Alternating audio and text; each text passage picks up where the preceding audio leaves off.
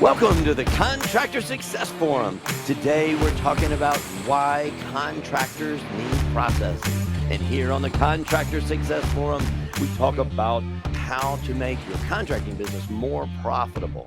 And with us, we have Wade Carpenter and Company CPAs, and we have Stephen Brown with McDaniel Whitley Bonding and Insurance Company. And I am Rob Williams with Iron Gate Financial Management and authoring The Pumpkin Plan for Contractors.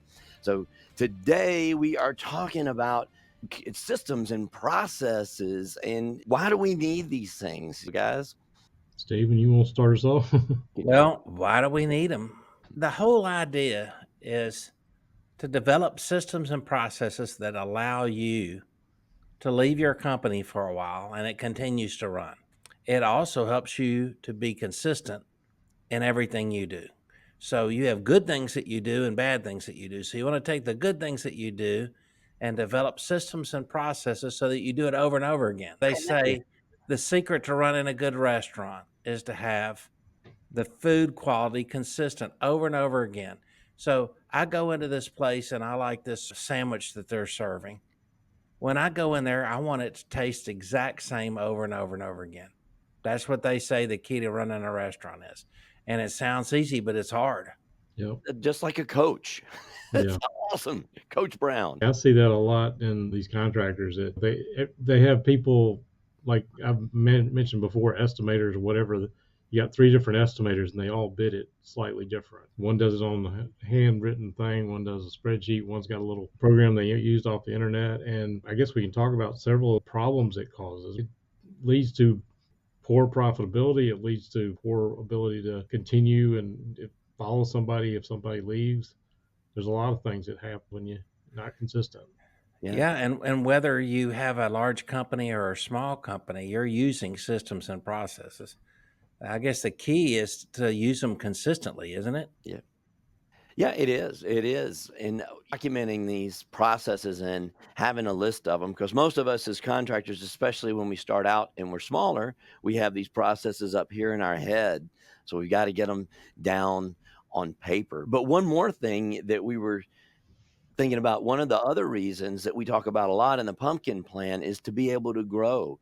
You don't grow your business by working harder. You grow it by building these processes and getting other people to work harder. The company can work harder. I'm talking about the owner cannot grow his business just by working more hours. He can grow it, but once 12, 14 hours a day, he's limited by that. Get back down and have your processes in place so your people can do the things that you've been doing and you have more time to work on growing your business and have more time to spend with your family or do other things that you might need to do. We talk about contractor exit value in the book some, and when you grow and you put these processes in place, if you have somebody wanting to buy your company, if the whole company is relying on you doing these and you don't have the processes, that buyer is going to be very hesitant to feel confident that the company's going to perform without you. We see that a lot. And I guess Wade's probably seen this more than I have, whether the company can even sell or not. A lot of people can't sell their contracting business because they are the business. Absolutely. I see all the time, and it doesn't matter whether it's a contractor or any business owner, they need to get it out of their head. That's what Michael Gerber talked about in the E-Myth Revisited, taking the time to work on your business versus in it. And we say, you probably heard that all over the place, but just taking the time to write down what these processes are and making people follow it. And it's a big undertaking, and it's not something that you do once. Technology changes or systems change, and you have to revisit every now and then. Yeah. So what y'all are saying is if you want to grow, you got to get it down low. Yeah. Out of your head. That's right. Get it down low on the table there. If you want to grow, That's get right. it down low. All right. So what do we do without going into actually telling our contractors what the system needs to be? How do we list this and start documenting what does this look like? I know in scaling up in that training, we have a chart called the process accountability chart. And that's one of the first places you start. And it's basically, you don't need to go get that list. I'll tell you what, you just start listing about 4 to 9 of your major processes that get most of your work done. We talk about the Pareto principle. I know Wade said that on here a couple of times, and we've talked about it, that 20% of your processes get 80% of the work done. And those are the ones that you want to start, and you want to work on those 20% of the processes. And I know we say it's usually 4 to 9 processes, and you get those.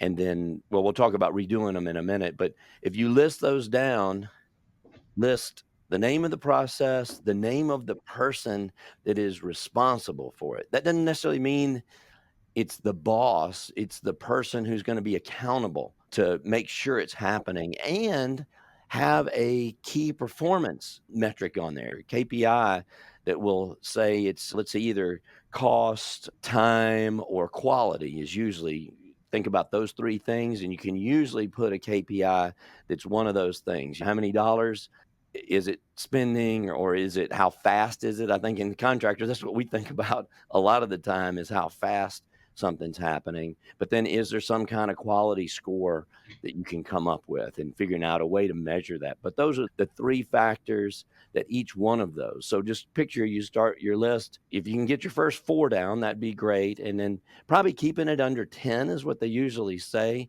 to have that, although you're going to have lots of little procedures.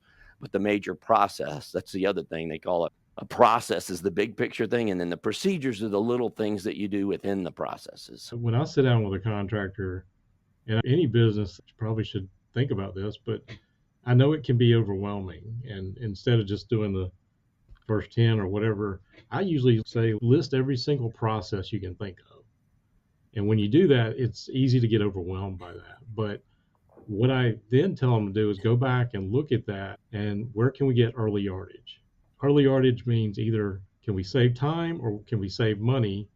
Especially if we can save time, we can generate some time to free up to work on some of these other things.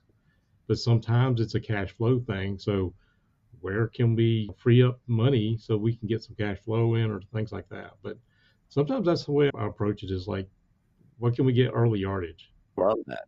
That's a great process. Yeah, that makes it easier to think about. And that a lot of times, yeah, you can write it down on there and then just start ranking them. What we do in our Friday meetings, you write down everything you got to do, and then start circling the ones that you think are important. And then if you know it's not going to be a top 10, you can cross it out, and that'll leave you with the smaller bundle. And then just start ranking them. Usually we rank them by the top 3, because it's hard to rank all 7 or 8, but if you can just rank 3, put the check marks next to those 3, and then rank those 1, 2, 3, and that's where you start. When you do this, you want to take one after you get your initial ones in there. You want to take and redo one of those every quarter. So like every 2 years, you've revamped and completely redone one of those. So you don't let it go more than 2 years. It doesn't mean you don't redo them if they need redoing in the middle, but every quarter you got to re-examine them. So it's another time schedule to keep. I guess your process of processes, of Yeah. making the processes. Stephen, want to chime in on that? If you want to grow, you got to get it down low. Okay, well, that's his theme of the day, I guess. But Yeah. No, I appreciate you including me, Wade, because I'm sitting here listening to the two of you, and as always, the business books that you both read, just it's your hobby. You do it 24/7 in your spare time. I could never catch up with you.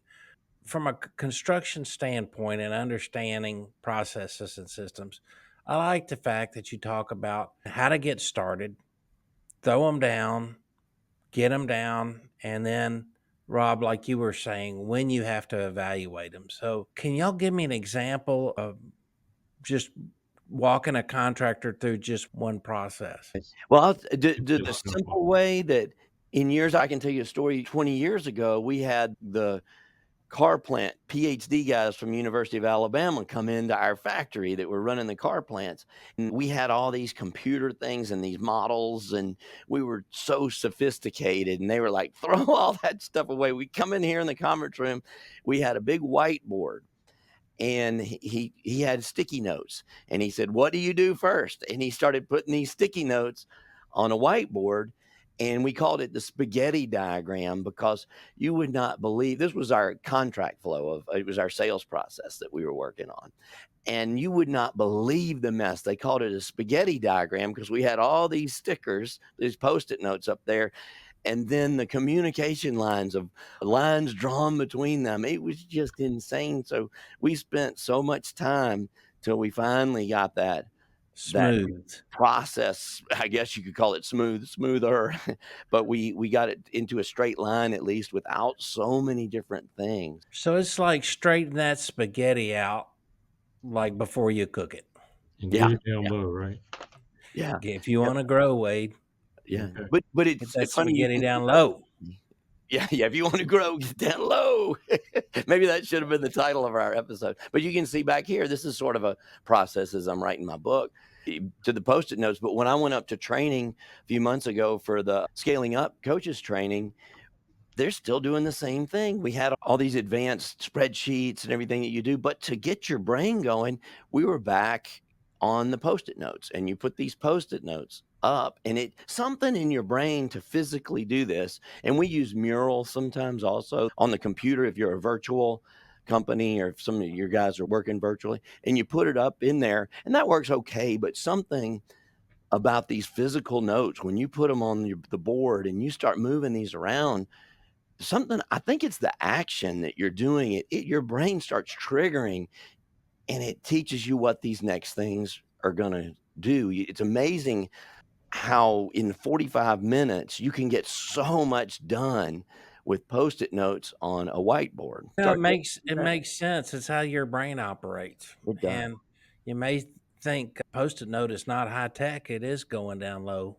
That's right. Put your Post-it notes down low. Well, or up high. I don't know. Go Yeah. ahead, Wade. So you were going to give us an example, Wade, too. Well, not so much an example, but I've used that same technique with certain things like process flow and stuff like that with the post-it notes. But where I see a lot of contractors or any business owner, they get stuck on this stuff because they get this analysis paralysis. They think I got to write this in so much detail, and I think about all these exceptions and what if this and that, and they never get anything done. And we talked about Michael Gerber just a minute ago, but our Profit First hero, Mike McAllowitz, also wrote Pumpkin Plan, but he also wrote Clockwork. And the newest version of Clockwork, I think he does a great job of explaining a process that he says that you should get it down on paper, or or maybe just throw it out there and let somebody that's never done it before do it and then rewrite it. But if you never get anything down, never get anything started, it never goes anywhere. But somebody that's never done it is going to think about all these other things. And if you start going off on all these tangents on all these exceptions and things like that, you never get it done. So that's my suggestion. Yeah. And as well as go read the newest version of Clockwork by Yeah. Mike Galloway. One other thing that Mike says to do, which is really good, is record it. If it's an office type thing in the computer, you can do screenshots. I had a new sales flow we were trying to do with a product and the invoicing and things. And I was trying to write all this out. And then I actually wasn't sure what to do. So I went back and looked at something I had done. I pulled up an old invoice and it's like, okay, what do we need to do? And then I was like, wait, why don't I just take a screenshot of this and put it in our process? It's, oh my God, if I just saw the old one, I didn't really need to put any words down. I just need to make it look like that. It just saved me tons and tons of words and everything, just having that screenshot and put it into our process flow, which after you take the Post-it notes, you do need to figure out how to write this down some way. And I'm not going to recommend a particular thing. Some people have Excel spreadsheets. Some people have advanced process flow software. I have a little process flow software that I use, but just do it is the important thing. Oh, one thing I did forget to say, the key thing when you're putting those Post-it notes up there, don't forget to take a picture of it. Take a picture of that so you've got it documented before you take it down, because inevitably you're going to say, wait, what was it again? Later on, and you need that picture. And you can just take it down to get in stages. Sometimes you actually define a new way to do it and you say that's not going to work and you want to go back to where you were. And also the other thing is make sure you got some milestones, because when you do the process flow, one of the biggest things, these things get overwhelming. And I know we drew boxes around them, and that really helped us a lot. And at the beginning and the end of each box, if you can find a milestone, you can break that process down into smaller processes. Like that one process is really 4 stages of a process. And once you can bring that down into a much smaller box, it's much easier to define. Because once you put all that in one clump, it just gets so amazingly difficult to think about it all. So Post-it Break notes, it down. break it down low. Yeah. Yeah. Yeah. So remember, you've got your list. Let's see, you've got those processes on there. What else do we do, Wade? I was going to say, I tried to come up with, what I would think a generic company. Don't follow these, but I tried to come up with 7 categories for construction specifically to think about.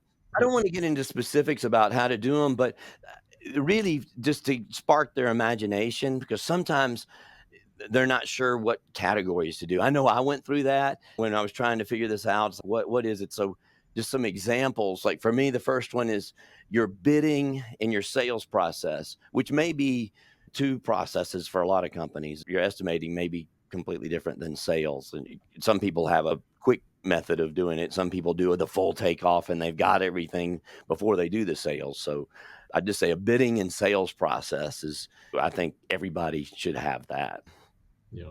Contracts and change orders. Yep. We just going to throw them out there or what? Yeah, that might be it. Yeah, and then see, that could be, I didn't have it separated. Each company is gonna be different the way they break them down, but is that part of your sales process, or is that a separate process? And I think a lot of the Well, contractors. obviously, change orders that can be a huge process. Oh, yeah. Is it a The sub? billing and collections, that's Oh, yeah. another process. I got to throw out risk management, Yeah, that's insurance and safety. yeah. Yeah, But say that's what I do. So another one that we forget a lot of times is a hiring process. You might call it onboarding, you may call it hiring. That could be from some of the bigger companies, the way that you recruit and the way that you go out, or it might just be as simple as making sure you get all their documents for the accounting department and whatever else makes it legal. But sometimes it's an onboarding. project management. I was about to say that one. Yeah. I beat you to. I knew I was coming out. Okay. And that's really the first thing that everybody project management is. When we say document a process, to me, that's probably the first one that everybody thinks about. So, yeah, at least me. I got to say accounting too, but Yep. accounting can be broken down into the Yeah, big receivables and payables, job Yeah. costing, receipt management.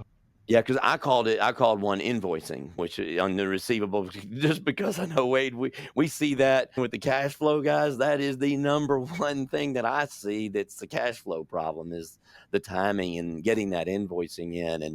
And when that doesn't happen, the whole company can go out of business with that. I think we've all heard of the stories that something that happens and then they don't realize, because it's a 60 or 90-day process, that they hadn't done that. And then they're way out. And so they may be without cash for 60 days. And that's a disaster.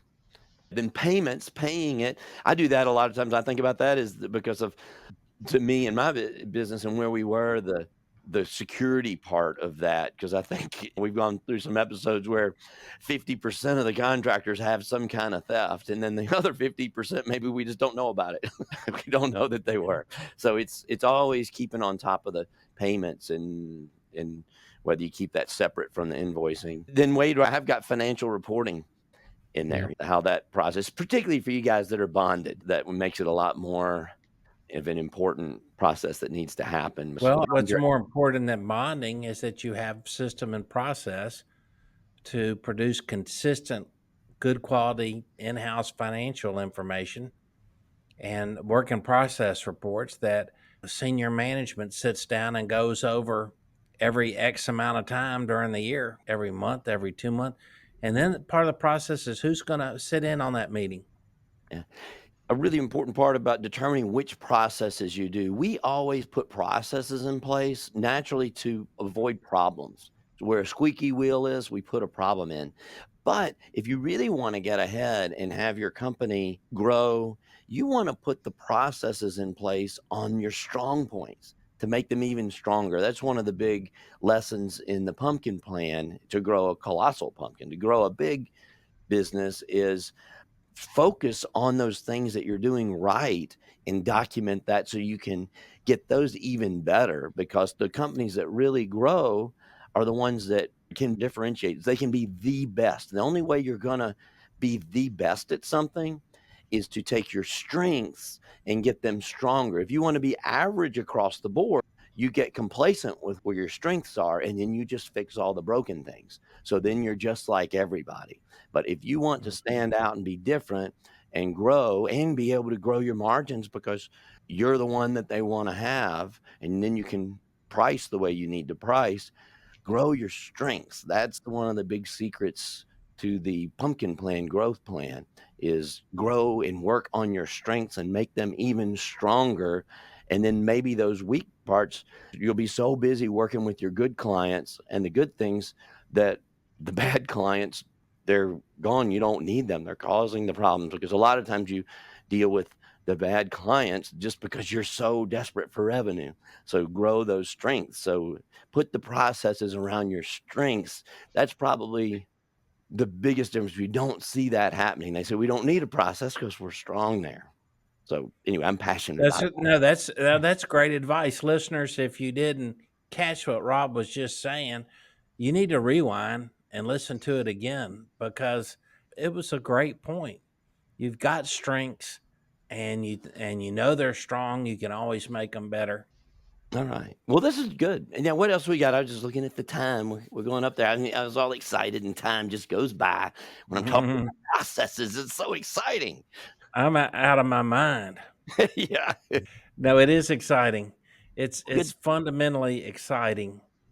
Yeah. And I don't understand, guys, why processes sound so sexy and systems is like, ugh. One of the big things we're talking about, why you want them. I want to make sure we hit this point. The value of the company, the contractor exit value that I like to talk about, and being able to leave your business. And this is where you get your quality of life back. You're doing these processes not just for the bottom line, but for you as the owner. So you've got an enjoyable business too, where you can leave. Mhm. And Wade, we want to talk about the 4-week vacation. That goal of the 4-week vacation. That's a fun thing to talk about. It is, but it's also about getting the processes in so you can take that 4 week. And Yeah. it's something I've been working on for a few years to get there, but Yeah. I don't know that I'm there yet, and it takes a while. Yeah. People have a hard time believing you can even do that. But we're seeing in our coaching world, this 4-week vacation is a big trend that's going around, where the owner will actually go on a European vacation for 4 weeks, not call in or do anything, but don't do it until you get your processes down, until you feel confident that it can work. Well, not feel confident, because you're still probably going to be nervous, but when you leave and not call in, what we're finding is most of these owners come back and the business actually performs better without them there.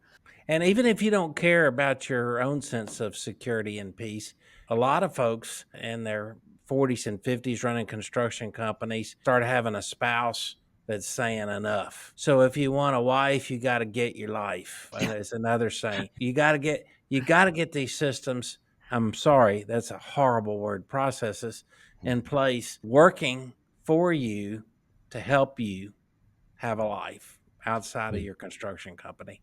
It's healthy for everyone. Makes your employees happy, that you trust them, that you give them a break, and you're not micromanaging, which a lot of owners are prone to do. So think about that, listeners. Yep. Well, I would say too that construction owners are particularly bad at this, but a lot of times they're afraid to take a vacation. They never take a vacation because they don't feel like they can. Yeah. The concept of even thinking about 4 weeks off, a lot of times there wouldn't be a business when they got back. I've known some people that a 3 day weekend was their vacation. Well, you got to start somewhere. I guess you got to figure out, how badly can my company be destroyed, depending on how long.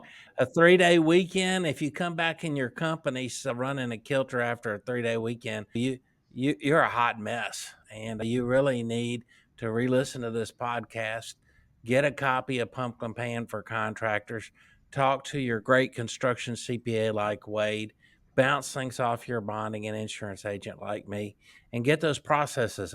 Yep. And get it Oh, down low. yeah. Yeah. Get it down If low. you want to grow. And if you Gotta want get your down life, low. you got to get a life. Hell no. Mhm. Oh, by the way, that vacation, plan it like 18 months out to have it as a goal. So you don't do it like, oh, I'm okay. Well, honey, let's book a 30-day vacation next month. Hold on, wait. It takes a while to get those processes in there built so you feel confident that you go. Because when you exit, you're taking a permanent vacation. So if you can't leave for a month, how confident is somebody gonna be in buying your company? You're gone permanently. So just think about that when you're doing that. I've also seen recently some of the best purchases of companies.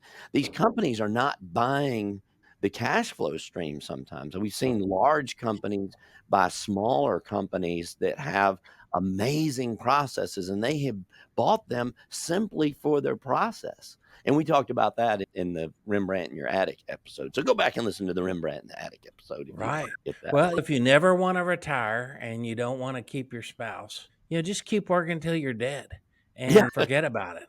Yeah. All right. Well, that's a good place to end, isn't it? That's I was going to say, on that note, all right. Well, if on that you note, still want your wife, get a life. yeah. Get it down low. All right. Well, this has been a great episode of the Contractor Success Forum with Stephen Brown getting down low with McDaniel Whitley Bonding and Insurance Agency and Wade Carpenter with Carpenter and Company CPAs and Rob Williams with Iron Gate Entrepreneurial Support System, the pumpkin plan for contractors, coming to a bookstore near you or Amazon sometime soon, maybe 12 months away. I don't know. We don't know when you're listening to this, but it'll be a while. It's under process. So we appreciate you coming here and come back and see us on the Contractor Success Forum.